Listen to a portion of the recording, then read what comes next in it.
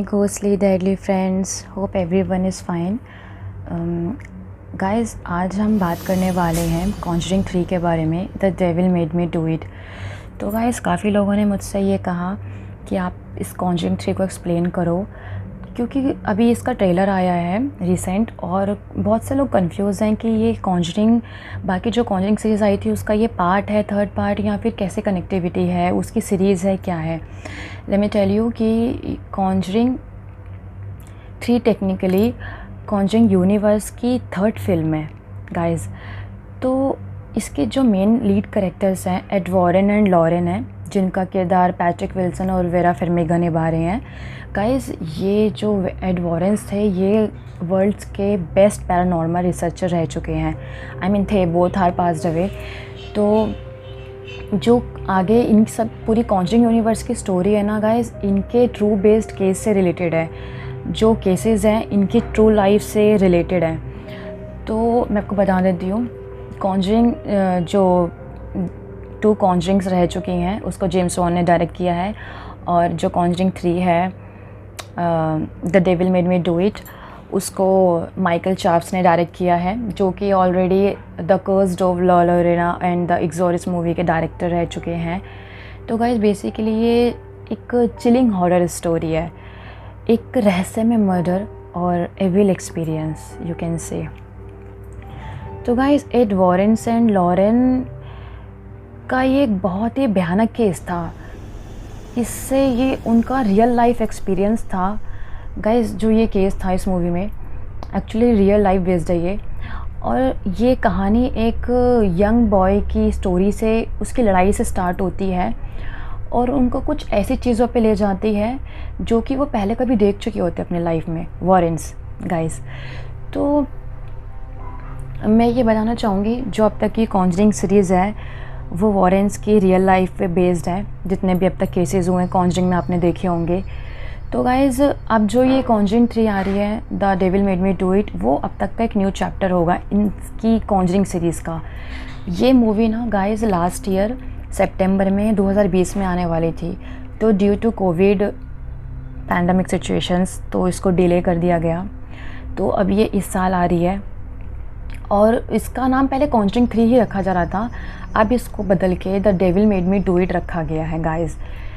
तो मैं आपको एक चीज़ और बता देती हूँ गाइज़, वर्ल्ड हिस्ट्री में ये 7th रैंक की सबसे हॉरिबल पिक्चर ठहराई गई है कॉन्जरिंग, और इसकी फ्रेंचाइज़ ने वर्ल्ड वाइड 1.8 बिलियन से भी ज़्यादा कमाई की है। तो गाइज़ ये अपने आप में बहुत बड़ी हिट है ये मूवी।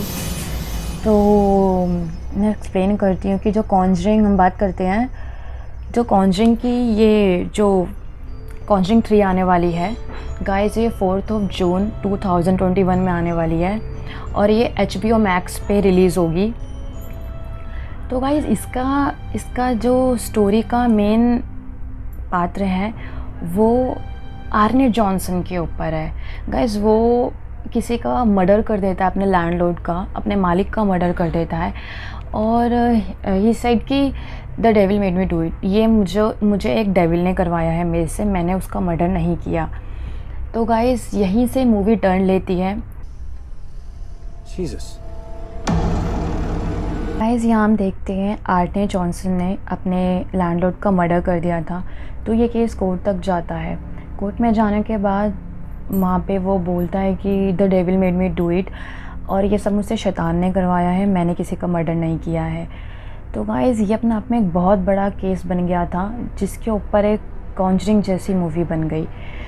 तो इसके बाद आपने ट्रेलर में देखा होगा कि आर्ने जॉनसन एक खून की लत पर सिचुएशन में पुलिस को मिलता है, और वो उनसे भी यही बात कहता है कि मैंने मर्डर नहीं किया, the devil made me do it.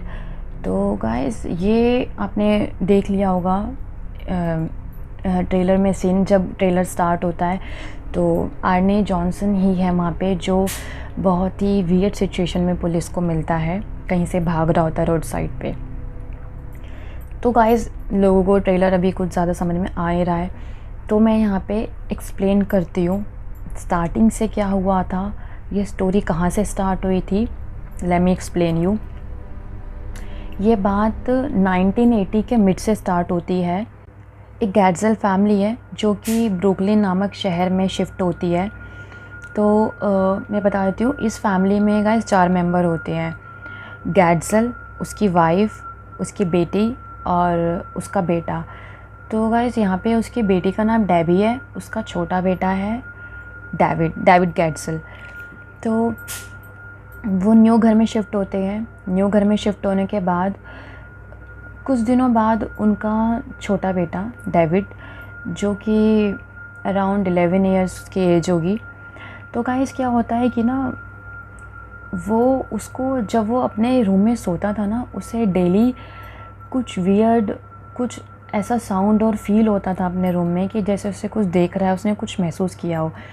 तो काफ़ी दिनों तक ये सब उसके साथ चला। वो बहुत ही घबराया हुआ रहने लग गया अपने घर में।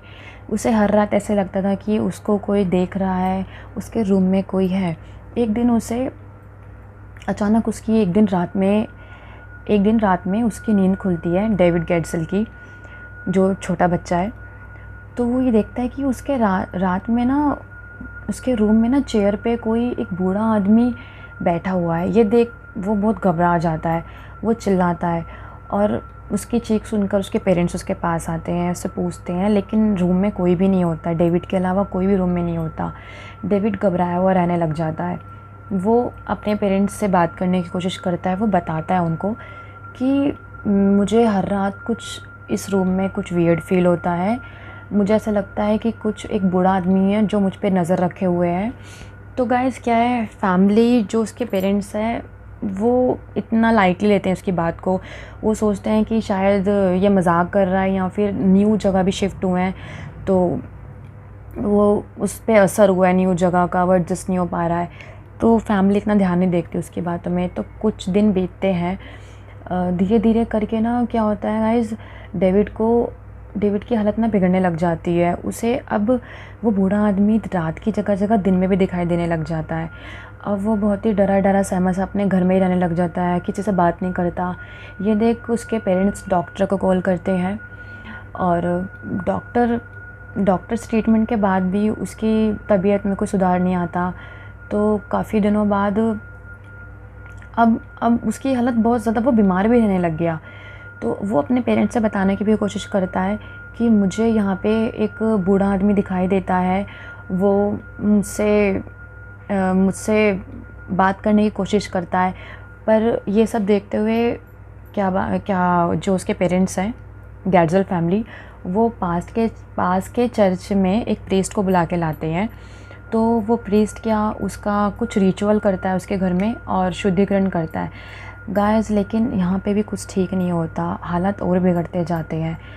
इतने ज़्यादा बिगड़ जाते हैं कि अब वो डेविड है जो अब वो रात में ना बहुत अजीब लैंग्वेजेस और आवाज़ों में बात करने लग जाता है और उसको बहुत ज़्यादा छींकें आने लगती है।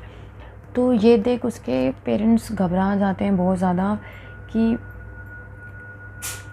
ये सिचुएशन तो बहुत ज़्यादा अजीब हो रही है उसके साथ में। फिर भी वो उसे ठीक करने की कोशिश करते हैं। वो सोचते हैं कि शायद नया घर है या फिर कोई बुरा सपना आया है कि वो उस तरीके से कर रहा है हरकतें, एडजस्ट नहीं कर पा रहा नए घर में, वो जान के कर रहा हो। उसके पेरेंट्स सभी भी इस बात को ढंग से नहीं मानते हैं पूरी तरीके से। तो यहाँ पे उसकी बड़ी बहन है डेबी, वो अपने फियांसे को अपने घर में कुछ दिन रहने के लिए बुलाती है, जिससे कि उसका जो छोटा भाई है डेविड, उसका थोड़ा मन लग जाए और अकेलापन उससे दूर हो सके, उसका ध्यान भी रख लेंगे। तो अब उसका फियांसे उसके घर आने के रहने लग जाता है। गाइस यहाँ पे उसका फियांसे जो डेबी का, वो ही आर्ने जॉनसन है, आपको बता देती हूँ। अब क्या होता है गाइस, डॉक्टर, प्रीस्ट और आर्ने के बाद भी, सब कुछ होने के बाद घर में उसकी हालत में कोई सुधार नहीं आता डेविड की। बहुत ज़्यादा सिचुएशन बिगड़ने लग जाती है। तो वो बहुत ज़्यादा बीमार रहने लग जाता है घर में, अकेला बंद करके रूम में। तो ये सब देखते हुए उसके पेरेंट्स डिसाइड करते हैं अब ये सिचुएशन तो हाथ से जा रही है, हमारे हाथ में नहीं रही है, ये चीज़ें बहुत ज़्यादा ख़राब हो रही हैं। तो वो ना एड वॉरेंस को कांटेक्ट करते हैं किसी तरीके से। अब यहाँ पे क्या है, Ed Warren and Lorraine next day Glatzel family में आते हैं और उसके रूम में जाते हैं डेविड के, उससे मिलते हैं, उससे बात करते हैं। उससे बात करने के बाद उन्हें कुछ पता चलता है कि एक काली परछाई है जो कि डेविड के पास हमेशा बनी रहती है, उसे छोड़ के नहीं जाती है, एक काला साया। तो और डेविड जब भी सोकर उठता था उसकी बॉडी पे मार्क्स और खरोंचने के निशान मिलते थे। लेकिन ये सब देखने के बाद वॉरेन समझ चुके हैं कि डेविड बहुत ही ज़्यादा बुरी तरीके से पोजेस्ड है।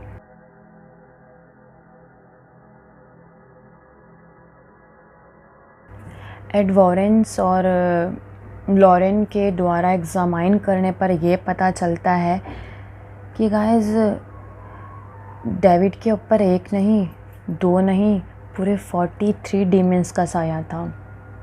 Means 43 demons, it's a demonic position जो कि डेविड के ऊपर थी।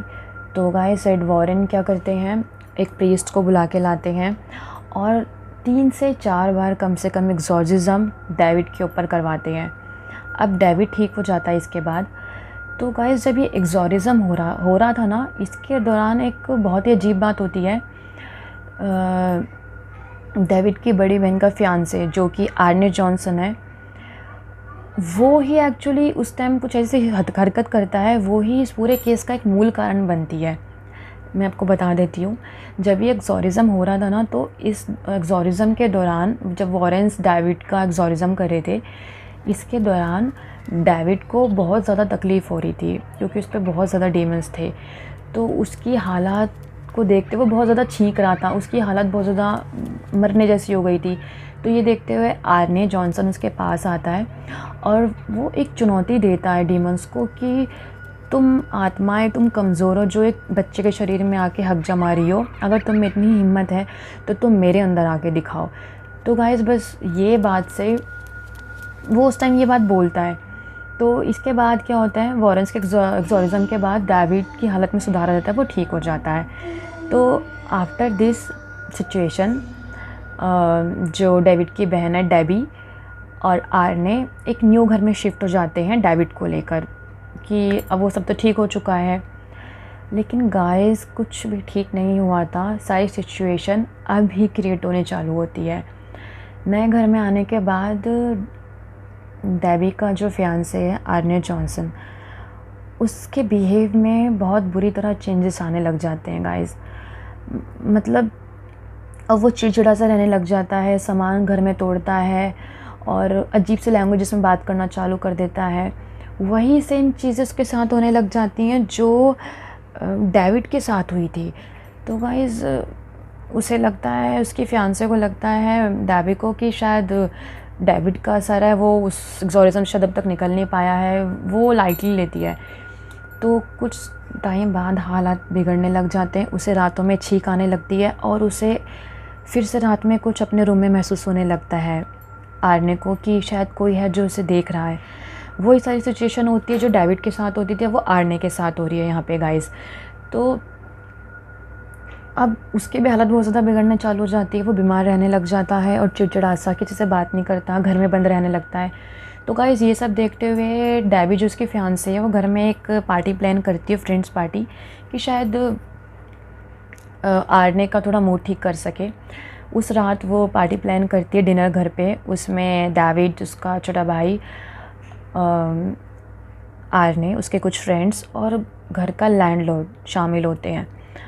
तो घर में पार्टी चल रही है, तो आर्ने अपने लैंडलॉर्ड के साथ बैठा हुआ है यहाँ पे, वो लोग ड्रिंक कर रहे हैं। तो कुछ उनकी ड्रिंक करते वक्त आपस में कुछ बहस हो जाती है, जिससे आर्ने का गुस्सा आता है और वो चाकू से स्टैब कर देता है अपने लैंडलॉर्ड को। गाइस वो यहीं पे ये सीन है, वो वहाँ पे मार के हत्या करके वो वहाँ से भाग जाता है उस घर से। वो उस कंडीशन में भागता है बुरी हालत में। और यही चीज़ आपने ट्रेलर में देखी होगी कि ट्रेलर में वो एक जो पर्सन स्टार्टिंग में दिखाते हैं वो आर्ने जॉनसन ही है कि वो भाग के आ रहा है अपने मालिक का, लैंडलॉर्ड का मर्डर करके। और गाइस वो कहता है कि ये मर्डर मैंने किया ही नहीं है, devil made me do it, ये सब मुझसे शैतान ने करवाया है। गाइस यहीं पे ट्रेलर में दिखाया गया है। और ये केस गाइस कोर्ट तक जाता है। कोर्ट में जाने के बाद बार बार एक ही बात दोहराता है जॉनसन आर्नी की मैंने ये सब नहीं किया है, मुझसे ये सब शैतान ने करवाया है और वो उसका ही हाथ है।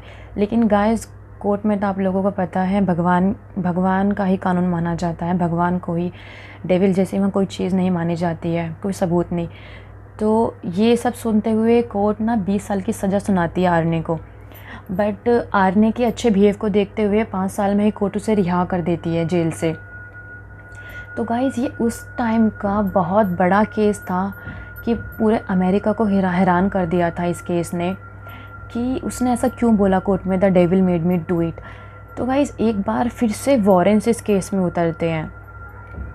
गाइज़ वॉरेंस अपनी लाइफ में बहुत सारे पैरानॉर्मल केसेस सॉर्ट आउट कर चुके होते हैं, तो ये केस उनके लिए ना अपने आप में एक बहुत बड़ा भयानक रियल ट्रू बेस्ड इवेंट कहानी मतलब केस कह लो था उनकी लाइफ में कि उनको भी शॉक में डाल दिया था। जब वो ये केस सॉर्ट आउट कर रहे थे ना वॉरेंस, तो उनको ऐसा लग रहा था कि उन दोनों में से किसी एक के जान चली जाएगी। और वॉरेन जो उसका हस्बैंड था उसने लॉरेन को मना भी किया कि नहीं पढ़ना चाहिए, लेकिन लॉरेन ने फिर भी अपना रिस्क लेते हुए इस केस में वो उतरी गाइस, क्योंकि उसे डर था उसकी जान जा सकती थी, क्योंकि इस केस में एक नहीं दो नहीं 43 डीमंस थे। तो गाइस ये थी मूवी की एक्सप्लेनेशन। मैंने मूवी का ट्रेलर ब्रेक डाउन कर दिया है अपनी स्टोरी में कि ये केस कहाँ से स्टार्ट हुआ था। तो क्योंकि ट्रेलर में जो की पास स्टोरी है वो नहीं दिखाई गई, मैंने आपको एक्सप्लेन कर दिया है कि कैसे कैसे मूवी कहाँ रिलेट होती है। तो गाइस ये इस साल की बहुत बड़ी हिट ब्लॉकबस्टर होने वाली है हॉरर फिल्म। तो आगे क्या हुआ था उस मर्डर के साथ ये तो गाइस मूवी देखने के बाद ही पता चलेगा। इस मूवी को बहुत मेहनत से बनाया है, ये अपने आप में बहुत बड़ी हिट होने वाली है और काफ़ी पैसा भी खर्च किया, इसको बनाने में मेहनत लगी है। गाइस सुनने में आ रहा है कि इस मूवी में कहीं ना कहीं वलक का भी जिक्र है। नन मूवी में आपने देखा होगा वलक जो एक शैतान था। तो गाइस अगर कॉन्जरिंग यूनिवर्स अगर ऐसा हुआ तो ये मूवी कॉन्जरिंग यूनिवर्स को कनेक्ट कर देगी, अगर वलक का इसमें कहीं ना कहीं कनेक्टिविटी हुई। तो गाइस ये तो मूवी देखने पर ही पता चलेगा। अब सारे हॉरर फैंस की तरह मुझे भी इस साल बेसब्री से कॉन्जरिंग 3 यानी कि the devil made me do it का वेट है। तो गाइस वेट करते हैं 4 जून का। अगर आपको वीडियो अच्छी लगी हो तो चैनल सब्सक्राइब कर दें और लाइक कर दें।